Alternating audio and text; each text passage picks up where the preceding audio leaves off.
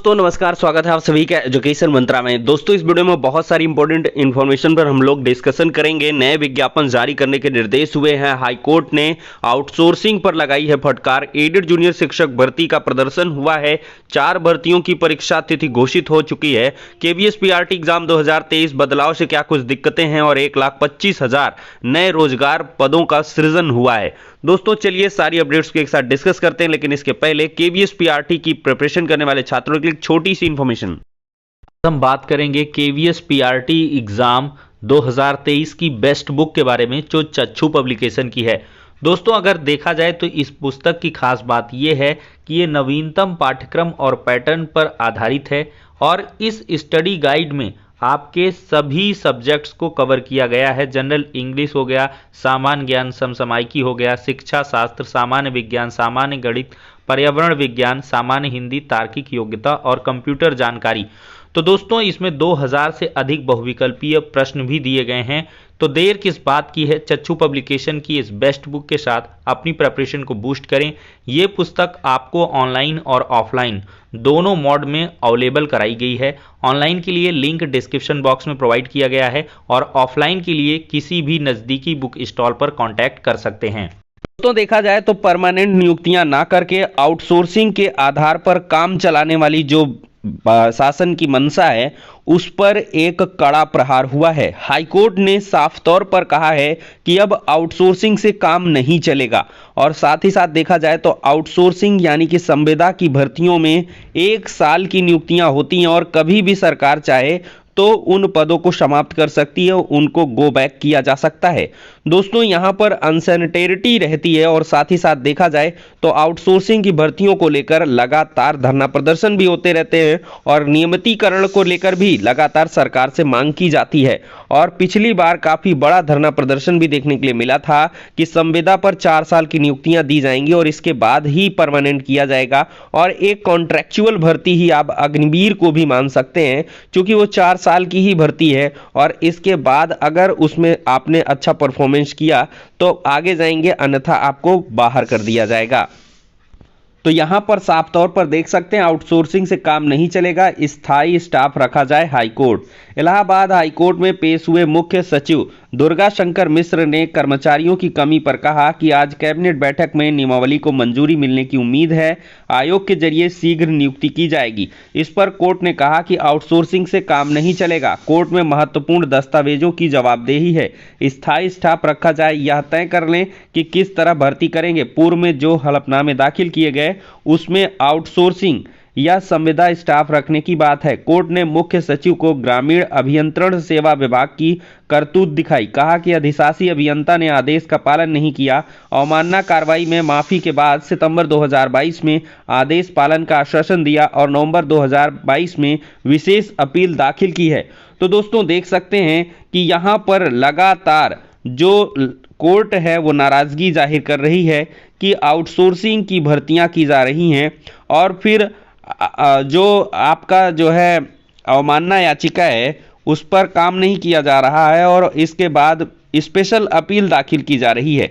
तो मतलब कि बचने की काम की जो शुरुआत है वो हुई है और इसी पर हाईकोर्ट ने फटकार लगाई है और कहा है कि स्थायी स्टाफ रखा जाए, स्थायी स्टाफ की नियुक्तियां की जाएं, अब आउटसोर्सिंग से काम नहीं होगा। दोस्तों कल की डेट में कार्यालय अपर शिक्षा निदेशक बेसिक उत्तर प्रदेश प्रयागराज में छात्रों के द्वारा धरना प्रदर्शन किया गया था। ये एडेड जूनियर शिक्षक भर्ती के छात्र हैं, लगातार शासनादेश जारी करने की मांग कर रहे हैं।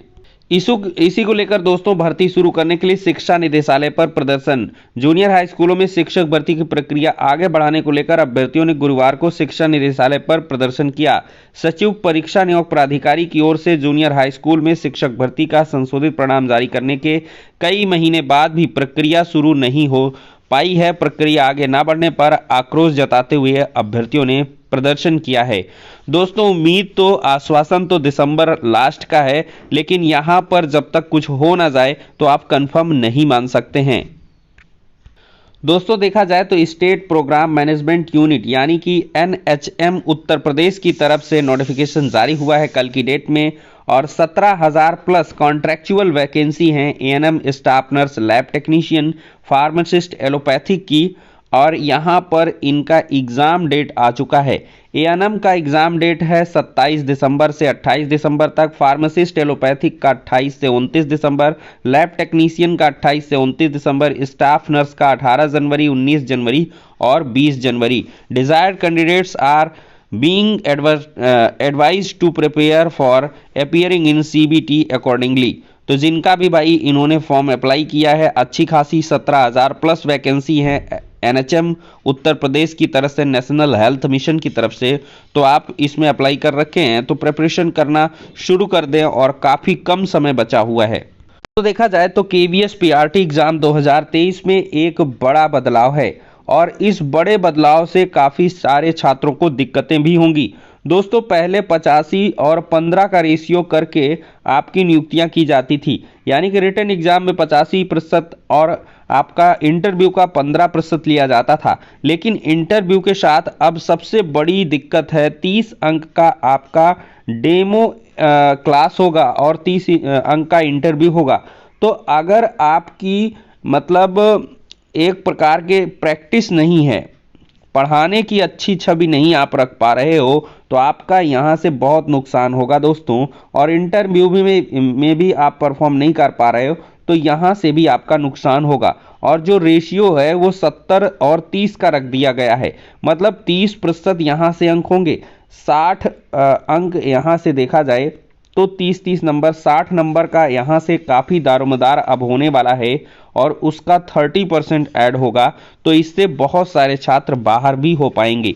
और दोस्तों देखा जाए तो कंपटीशन इस बार काफ़ी तगड़ा होने वाला है, क्योंकि समय कम है, अप्रैल मई में आपके एग्ज़ाम 100% हो जाने हैं, तो इस वजह से दिन दोनी रात चौगनी तरीके से आप लोग मेहनत करिए। दोस्तों नई डेयरी नीति से 1,25,000 रोजगार सृजित होंगे। उत्तर प्रदेश 319 लाख टन वार्षिक उत्पादन के साथ देश का शीर्ष दुग्ध उत्पादक राज्य है, जो देश के डेयरी उत्पादन में 16% योगदान देता है। इसे और बढ़ाने के लिए पशुपालन व दूध का कारोबार करने वाले लोगों को उत्तर प्रदेश सरकार ने बड़ा उपहार दिया है। प्रदेश में दुग्ध प्रसंस्करण इकाई लगाने पर मिलने वाली छूट 50 लाख से बढ़ाकर 5 करोड़ कर दी गई है, ताकि दूध, घी, मक्खन, पनीर, दूध का पाउडर, दही, खोवा, आइसक्रीम आदि की उपलब्धता बढ़े। यह प्रोत्साहन उत्तर प्रदेश दुग्धशाला विकास और दुग्ध उत्पादन प्रोत्साहन नीति 2022 के तहत प्रदान किया जा रहा है। नीति फरवरी में होने जा रहे ग्लोबल इन्वेस्टर्स समिट में विदेशी निवेशकों को भी आकर्षित करेगी। तो दोस्तों इससे 1,25,000 रोजगार का भी सृजन होगा। तो अगर कोई इंटरेस्टेड है तो नई डेयरी नीति का लाभ उठा सकता है। तो दोस्तों फिलहाल के लिए इस वीडियो में इतना ही, नेक्स्ट में मिलते हैं।